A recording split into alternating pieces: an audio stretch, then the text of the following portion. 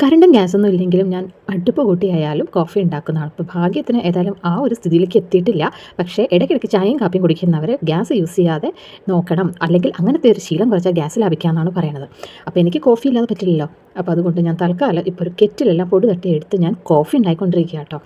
അപ്പോൾ കോഫി ഉണ്ടാക്കണം മാത്രമല്ല, നമുക്ക് വെജിറ്റബിൾസ് എല്ലാം ഫസ്റ്റ് ബോയിൽ ചെയ്ത് ഈ ഒരു ചൂടുവെള്ളം ഇതിൽ നിന്നെടുത്ത് ബോയിൽ ചെയ്ത് അതിൽ കഷ്ണങ്ങളെല്ലാം ഇട്ട് മൂടി വെച്ച് കഴിഞ്ഞാൽ കുറച്ച് നേരം കഴിഞ്ഞാൽ അത്യാവശ്യം വേവ് അതിന് കിട്ടും. അതിന് ശേഷം നമുക്ക് ഗ്യാസിലൊന്ന് ഫ്രൈ ചെയ്തൊക്കെ എടുക്കാം. അപ്പോൾ അങ്ങനെയൊക്കെ നമുക്ക് ഗ്യാസ് നന്നായിട്ട് ലാഭിക്കാൻ പറ്റും കേട്ടോ. ഞാൻ കോളിഫ്ലവർ എല്ലാം അങ്ങനെ ചെയ്ത് നോക്കിയാൽ നന്നായിട്ട് വെന്തിട്ടുണ്ട്. 20 മിനിറ്റ്സ് എല്ലാം നല്ല ഈ തിളയ്ക്കുന്ന ചൂട്ടിൽ കെറ്റിൽ നിന്ന് ഒരു പാത്രത്തിലേക്ക് വെള്ളം ഒഴിച്ചിട്ട് അതിലേക്ക് കോളിഫ്ലവർ എല്ലാം നുറുക്കിയിട്ട് കഴിഞ്ഞാൽ 20 മിനിറ്റ് മൂടി വയ്ക്കുക. നന്നായി വെന്ത് കിട്ടും. പിന്നെ നമുക്ക് ഫ്രൈ ചെയ്യാം.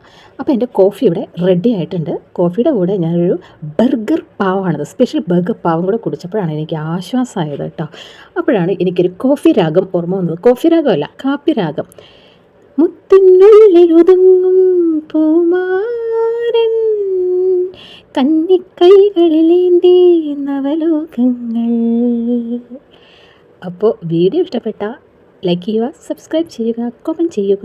Thank you for watching my channel. ഗ്യാസിൻ്റെ ക്രൈസിസ് എല്ലാം തീരുന്നവരെ ഞാൻ ഇങ്ങനെയുള്ള വീഡിയോകളുമായിട്ട് ഇനിയും വരുന്നതായിരിക്കും കേട്ടോ. അപ്പോൾ താങ്ക് യു.